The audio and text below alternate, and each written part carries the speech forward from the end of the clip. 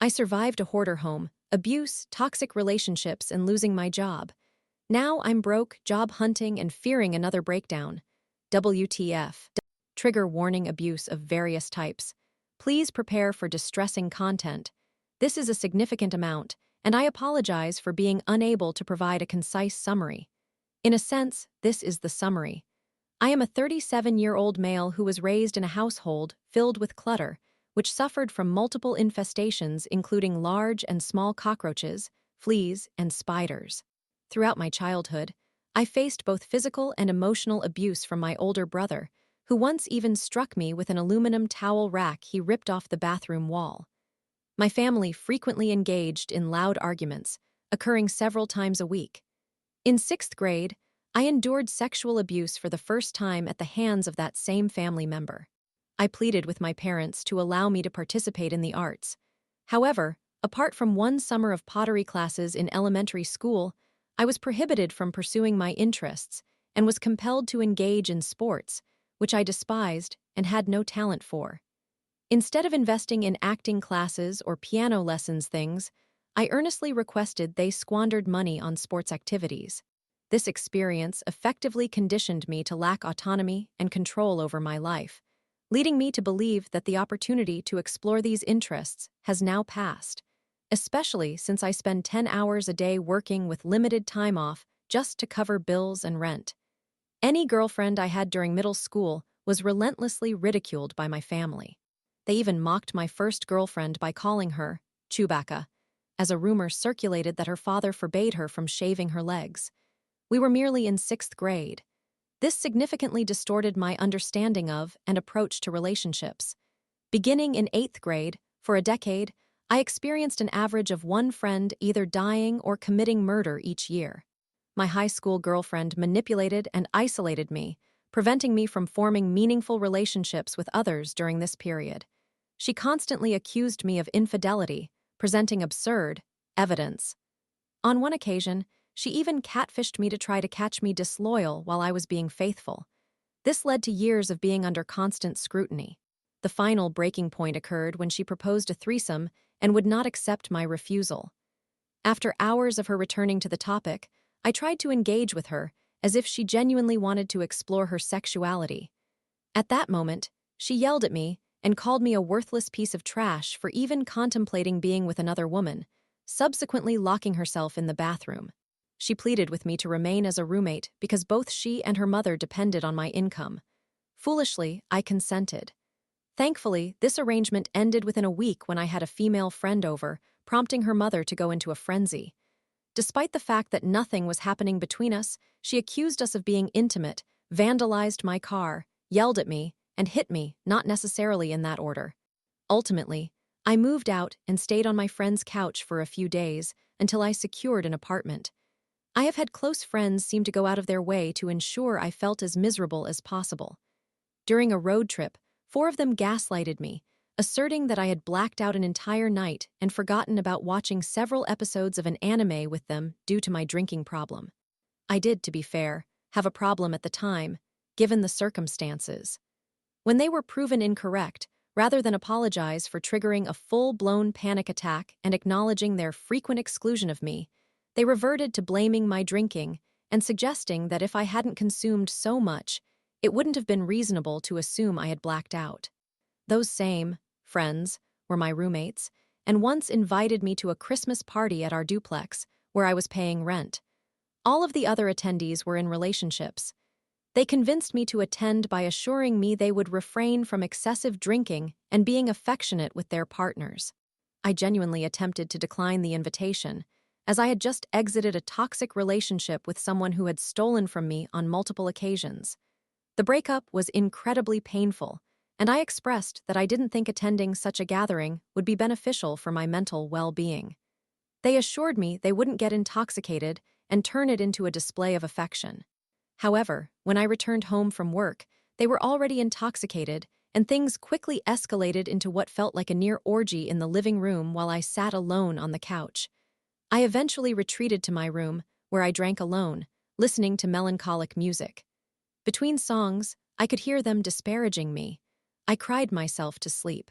I have been single for a decade since my last girlfriend betrayed my trust. She has since entered a healthy relationship. Karma is a farce. I had a non-binary roommate, assigned female at birth, who manipulated me into, essentially, being in a relationship with them for 5 years. We were never actually together, but they consistently sabotaged my attempts to date others and took advantage of my low self-esteem and loneliness, particularly when I had been drinking.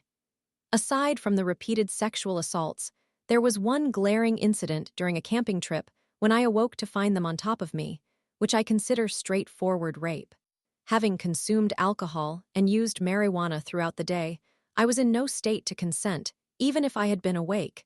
They are significantly smaller than I am and often leverage that to manipulate people. I fell for it. I frequently viewed them as the victim in numerous situations, and they played that role convincingly.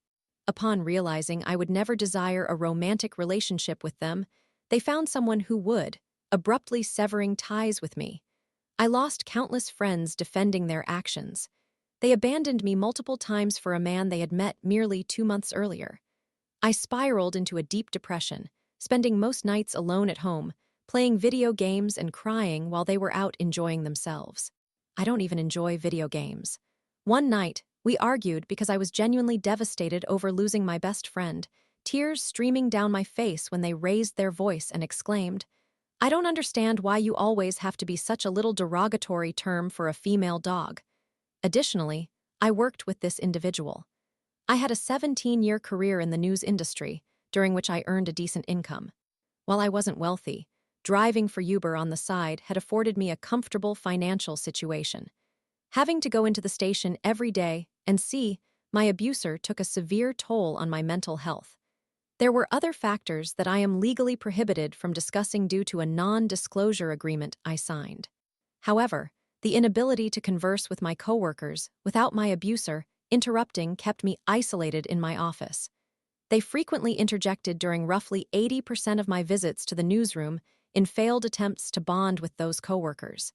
It wasn't merely paranoia keeping me confined. I became increasingly isolated and alone.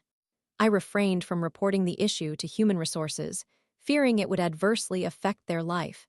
In fact, I was the reason they secured that position in the first place. I allowed my life to be utterly dismantled to prevent someone who had wronged me from facing the repercussions of their actions. I feel incredibly foolish for having done so. During the last year in the industry, I endured several complete mental breakdowns. I contemplated suicide more times than I can count. My mental health declined dramatically, culminating in one profoundly poor choice that cost me my job. This was just over a year ago, December 2023. Shortly after my job loss, my then roommate underwent a significant episode of depression.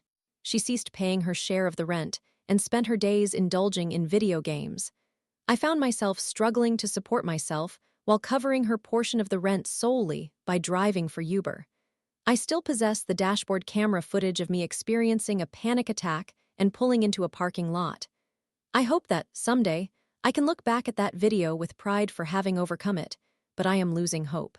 I could not afford to take enough time off to apply for jobs. We received eviction notices on our doorstep for 3 consecutive months. I was driving close to the maximum of 12 hours every single day to avoid losing my apartment, which severely damaged my car. It is no longer in a condition suitable for rideshare or food delivery services. I still owe nearly $10,000 on it. I found a new roommate, but I had already reached my breaking point and decided I needed to take time to heal. I withdrew from my 401k, approximately $30,000. For the past year, I have been concentrating on art and seeking a career that won't make me completely miserable. My expectations have sunk to an all-time low. At this stage, I am not even striving for happiness. I merely wish to avoid waking up each day and contemplating suicide. I created YouTube videos, yet never managed to reach the threshold for monetization. I produced art but could not sell enough to sustain myself. I submitted applications and auditioned for roles on Backstage, yet never managed to gain entry into the industry.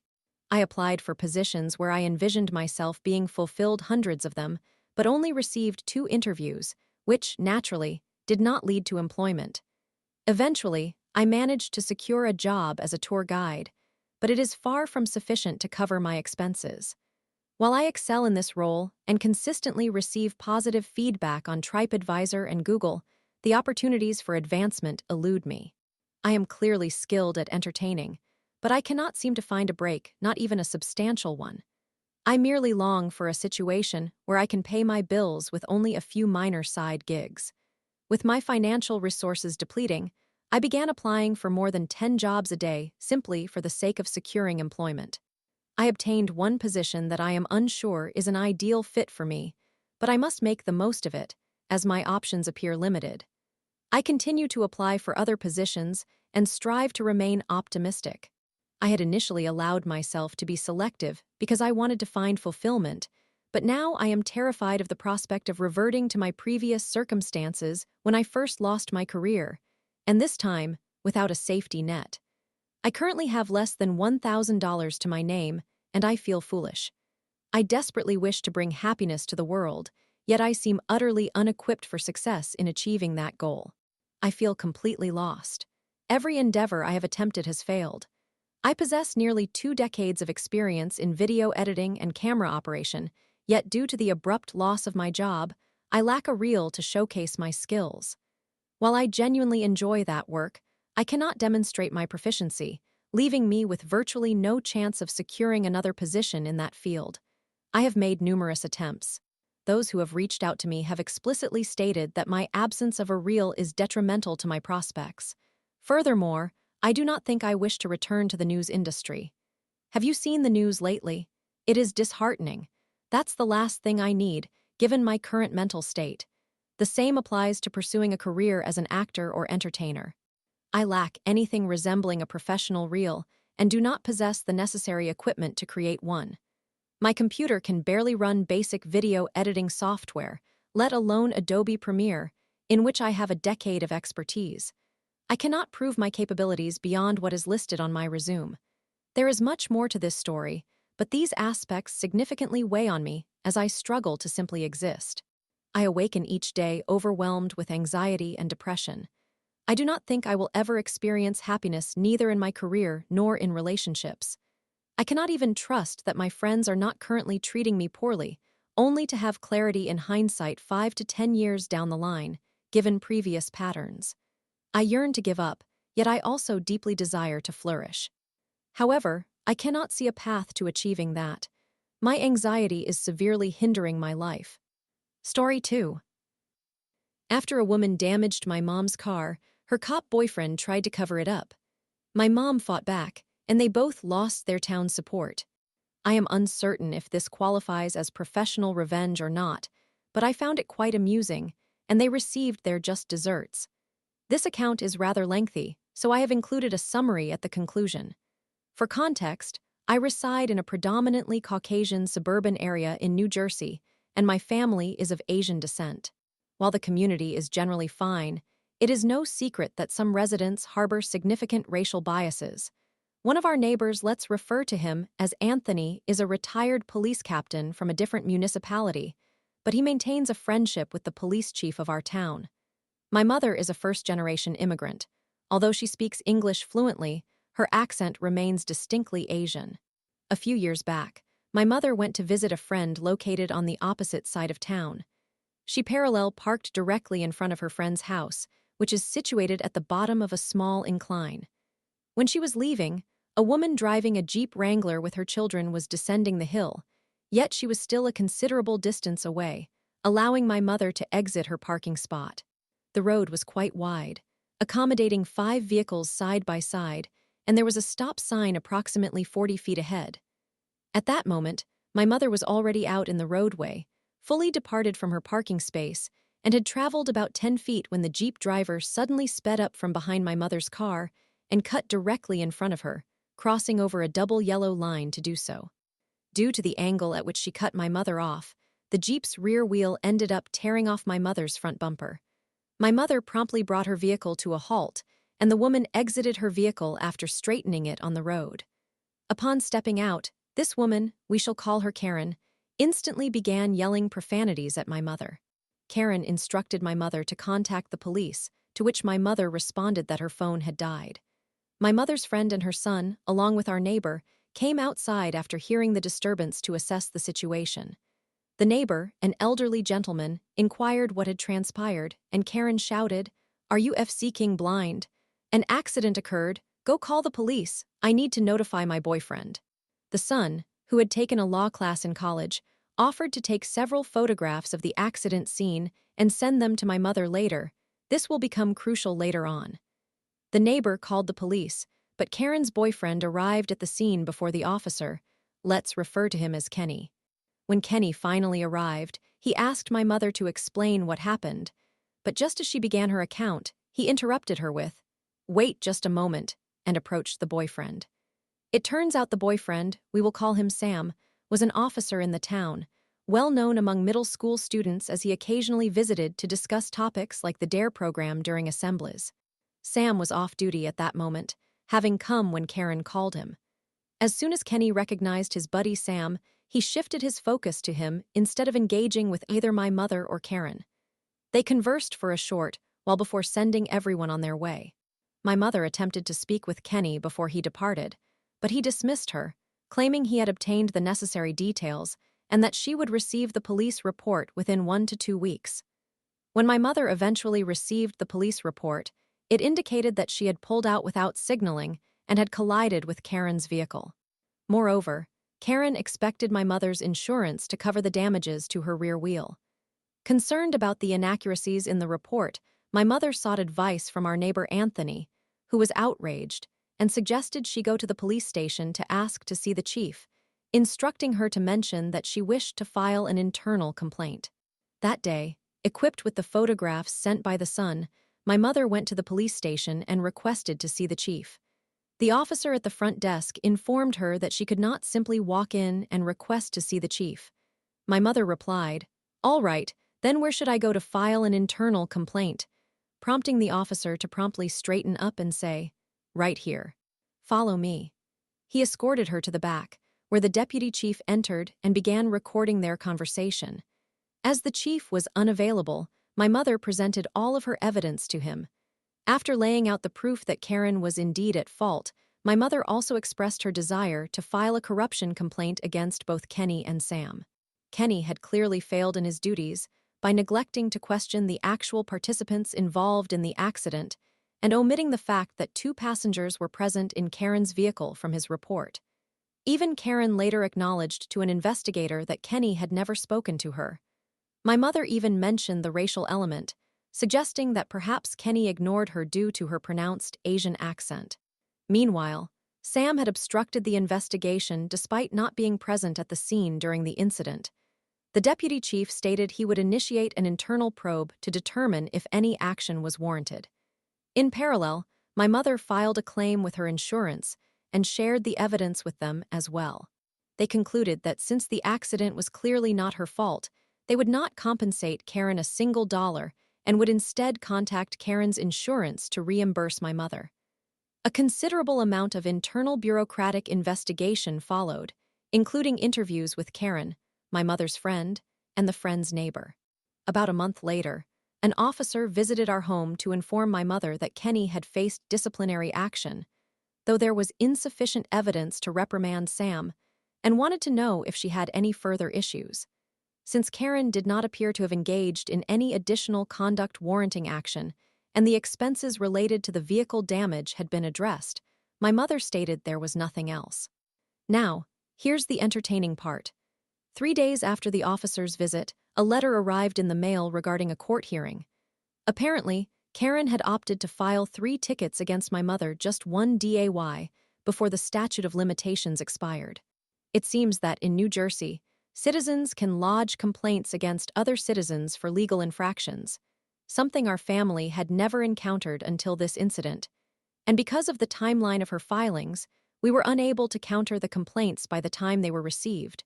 Our only options were to pay the fines or appear in court.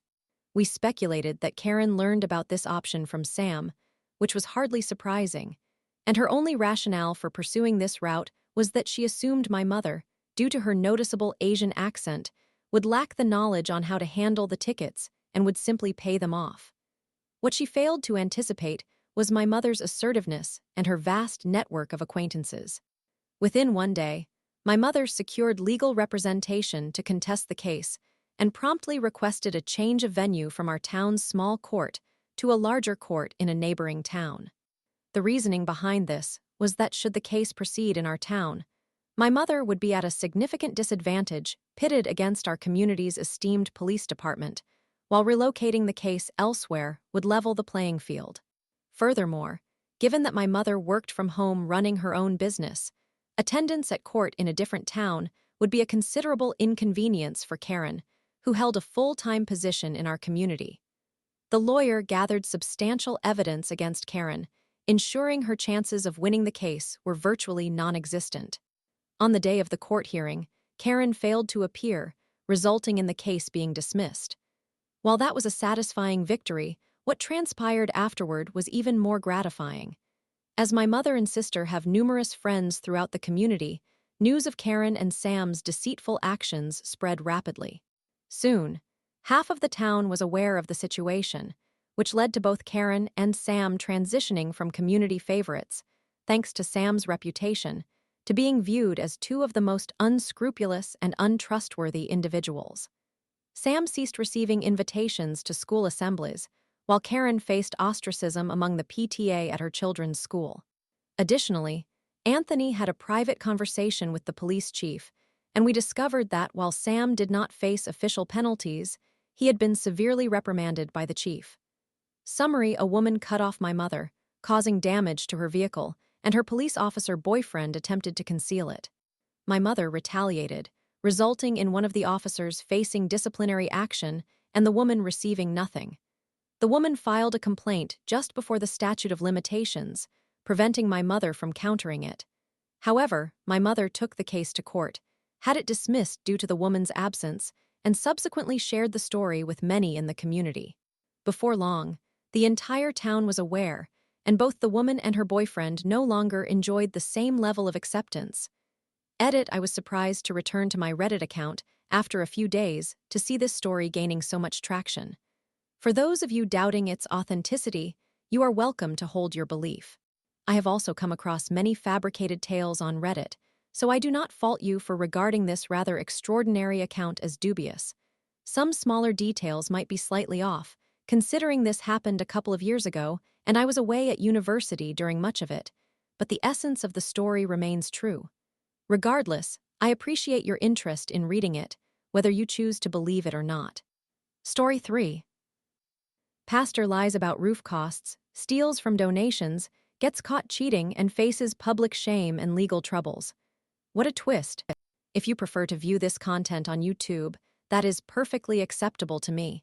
You may refer to me as Caldra or the original poster, as my username can be somewhat difficult to decipher. Apologies for any inconvenience. I am currently using a mobile device. Additionally, I regret to inform you that I must remain quite general regarding the specifics of the location where this took place. The characters: Pastor Bob, not his actual name; contractor, myself, Caldra, or OP if you prefer.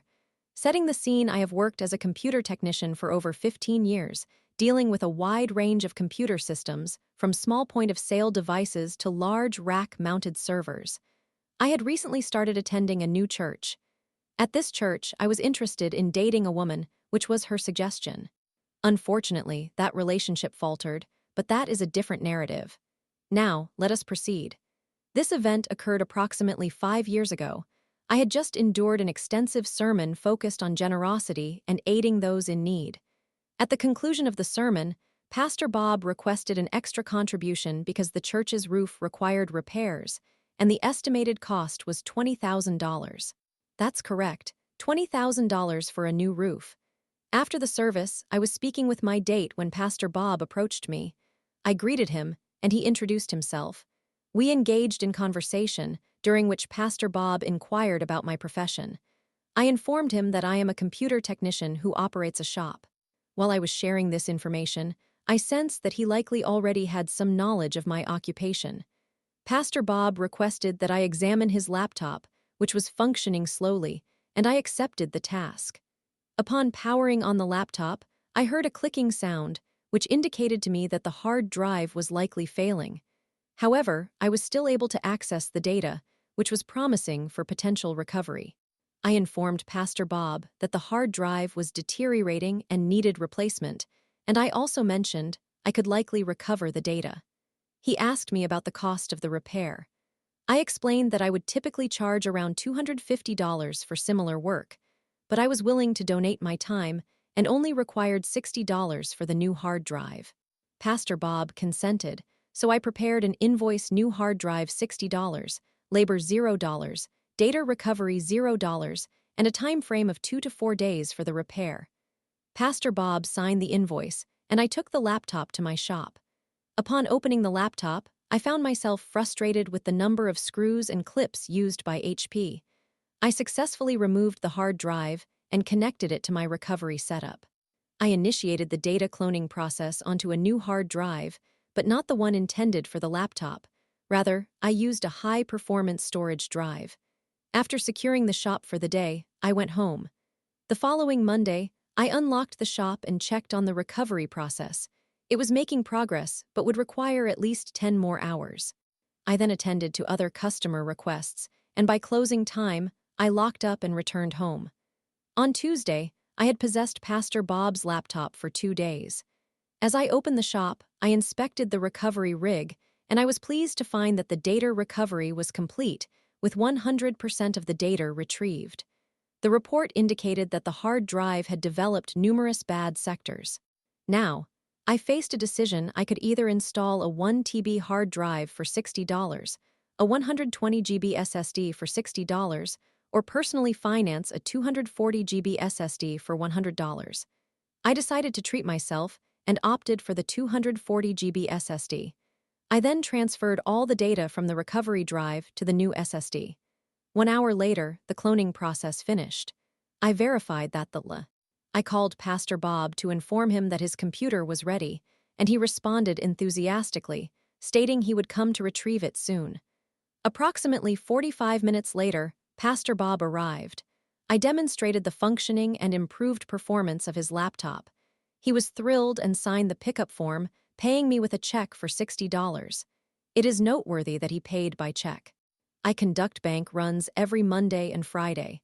As I visited the bank that Friday, I was informed that Pastor Bob's check had been stopped. Confused, I attempted to reach him, but he declined to answer my call. On Sunday, during the church service, Pastor Bob delivered a sermon on the importance of honesty. When I approached him afterward, he evaded me, prompting me to leave, deciding to write off the situation. I had expended $100 and some of my time to perform a kind deed. Weeks later, a customer entered the shop seeking a new computer. To greet him, I offered him a beverage and discussed his options. While conversing, he mentioned he was a contractor who primarily specialized in siding and roofing. He was also contemplating expanding into solar energy, which was the reason behind his new computer purchase. Curious, I inquired about the cost of a roof replacement and learned that it typically ranged around $10,000. I then asked why Pastor Bob had claimed $20,000. The contractor was puzzled and stated he had no idea. Subsequently, I found it peculiar. When I asked about the church, the contractor explained the repair would have been straightforward and estimated at about $5,000 or potentially less. He ended up purchasing a nice new laptop. Apologies for the lengthy introduction. The time for retaliation has arrived. A comment made by the contractor lingered in my mind. Why would Pastor Bob exaggerate the roofing costs to $20,000? Furthermore, why would he attempt to cheat me out of $60? I realized I had yet to clear the recovery storage drive. Upon checking, I discovered Pastor Bob's laptop data still intact. With the shop relatively slow and all repair tickets up to date, I took the opportunity to explore the data further. I discovered that he had stored all his logins in a folder on the desktop, including those for online dating and online poker. Did I mention that Pastor Bob is married? I began printing his online dating conversations and discovered that he had engaged intimately with several women he had met online, and he had been financing his dates through the church's donation funds. Anger coursed through me as I realized he had been involved with the woman I was pursuing during our relationship. At that moment, I made the decision to expose Pastor Bob. I printed out every dating message and identified all the women with whom he had shared intimate encounters over the preceding 6 months, omitting only the explicit images. The collection was substantial. I then ordered 100 copies of this compilation from a major online printing service. A few days later, my vengeance packets were delivered double-sided, staple-bound, and featuring a cover adorned with Pastor Bob's likeness. Now for the resolution, and I believe it to be quite fitting. The church maintained a calendar detailing potential sermon topics, and an opportune Sunday was approaching. I attended that particular Sunday, arriving slightly late. As everyone was already seated, I strategically placed a revenge packet on each vehicle in the parking lot. Additionally, I had a few revenge packets in yellow envelopes, which I mailed out, including one to the church hierarchy and a special packet containing some of Pastor Bob's inappropriate photographs to his wife. I set the return address to the church and also disseminated several packets via email from a disposable account. A couple of weeks later, I returned to the church.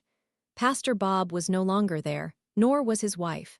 Several women, including the one I had been dating, had also vanished. I inquired with one of the church's significant figures about what had transpired, and the response was astounding.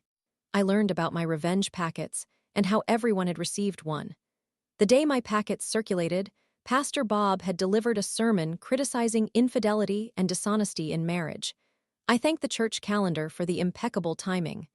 The consequences, Pastor Bob was dismissed and ostracized. Many women from the church chose not to return, including the one I had dated. His wife initiated divorce proceedings, owning the house and vehicles involved. Pastor Bob now faces lawsuits from multiple parties, including the contractor who repaired the roof, for failing to compensate them. There are also rumors of a criminal investigation regarding embezzlement. No one has seen Pastor Bob in quite some time, and the church may face closure if they cannot recruit a new pastor. Reports suggested that he squandered over $30,000 on online gambling. Summary: Pastor Bob lied, stole, and engaged in extramarital affairs with several women. He was discovered and publicly exposed, resulting in his termination, divorce, and potential arrest. No one is aware of my involvement in his downfall. Notes in case you may inquire. It is conceivable that some of the very young children and infants within the church could be his offspring, although I cannot confirm this. I am uncertain of Pastor Bob's current whereabouts. My assumption is that he may still be incarcerated. Edit: I sincerely appreciate all the awards. It is truly overwhelming. Story 4. Snooped my girlfriend's messages, found out about Valentine's plans. Turns out I misread her honesty now we're on a break. OMG. My girlfriend and I have been together for slightly over 3 years now. To provide some insight into our relationship, we strongly value communication. Whenever either of us has a problem or feels upset about something we have done to one another, we typically sit down to share our feelings, work through the issue together, and discuss how we can resolve it in a respectful manner. We have never escalated anything into a screaming match. Our disagreements have always remained relatively civil.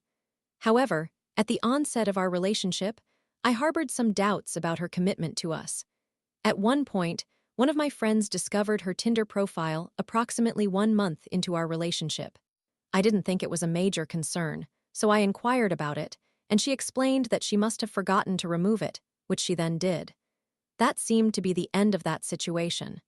A few months later, she was spending time with her roommate, who was quite boy crazy and constantly tried to involve my girlfriend in college parties that she was not interested in attending. One evening, my girlfriend and her 2 roommates were browsing Tinder, and she mentioned that she felt excluded and wanted to help her roommates find dates. Instead of using her roommate's information to create a profile, my girlfriend made a Tinder account with her own details and photos to try to match boys with her roommates. When I found out about this, I felt uncomfortable and questioned her motives.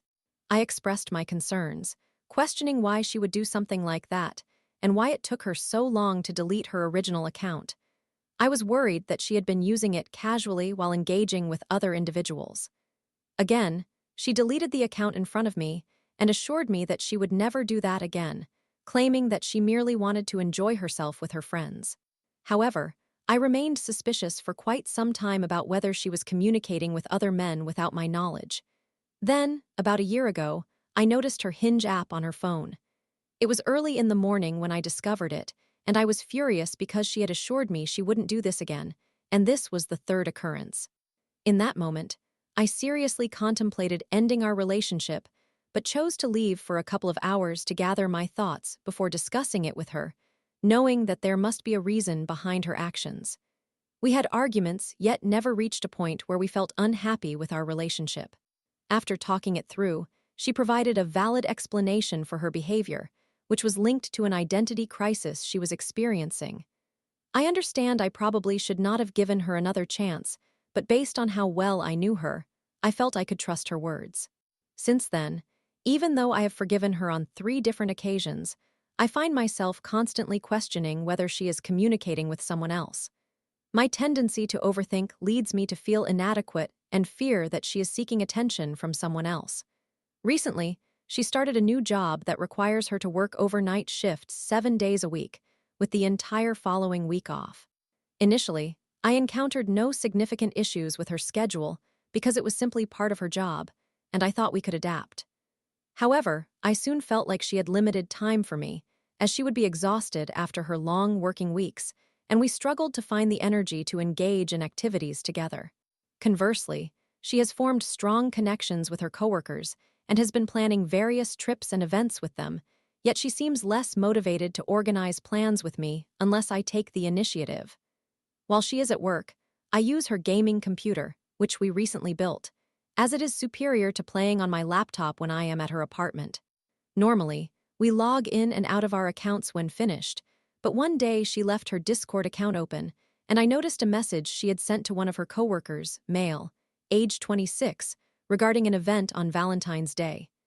Initially, she inquired whether it was acceptable for her to attend a show with one of her college friends on that day, as one of her favorite K-pop artists would be performing. I told her it was fine since it was her favorite artist, and we could celebrate Valentine's Day the day before or after. When I later reviewed the messages, I became suspicious and thought she was lying to me and might secretly attend the event with another man. This caused me to panic, and I began checking her email to see if she had made any purchases, which led me to discover both the ticket for the event and an Airbnb reservation. I was incredibly frustrated because I assumed she had been dishonest with me and was attempting to conceal her plans. When I confronted her, I expressed that her story did not align. She then clarified that she had made those plans before her friend informed her about the K-pop event, and that she changed her plans accordingly, which is why she had not mentioned it to me. I feel embarrassed to admit this, but I even searched online to see if there were any events on Valentine's Day that could validate her explanation. She expressed remorse for not informing me beforehand, believing that we would not have any plans for Valentine's Day, which I acknowledge is partly my fault for not arranging something sooner. We have never participated in any grand celebrations for the occasion, but she was deeply upset and troubled that I went to such lengths to confirm her honesty. She felt she had nothing to conceal initially, and now believes the trust we once shared has been compromised in a way she cannot forget. I explained that my feelings stemmed from her previous attempts to hide her use of dating apps until I discovered them, and that I felt we were drifting apart due to our limited time together recently. Finding out about this situation only reinforced my concerns. She was sympathetic to my perspective, but felt that the trust between us is now lacking. We are currently taking a short break to determine our next steps, and she assured me that she is not considering breaking up with me but wants to sort everything out first. This includes establishing her routine, addressing other life issues we have been navigating, and both of us returning to therapy. However, I must admit I am genuinely worried that she may choose to end our relationship after this break, even though she stated it is not her intention, as she wants to make our relationship work. Any advice would be greatly appreciated. Summary: my girlfriend and I have been together for over 3 years, but past trust issues remain after I found her on dating apps 3 times. I recently discovered messages indicating that she lied about her Valentine's plans, and after checking her email and confronting her, we are now on a break while she reassesses things, though she claims she does not want to break up. Edit: I realize many people are suggesting that I am being deceived by another man. I should clarify that this coworker is gay, and I had no concerns regarding it, which is why I didn't leap to conclusions about infidelity. I know it may seem naive, but I feel that our relationship is unique, and I have reasons to believe that. I sought advice because during this break, we agreed that we both want to make our relationship work and that we will not be seeing anyone else. I just want to know if this relationship is repairable, as we have experienced happiness and open communication until recently.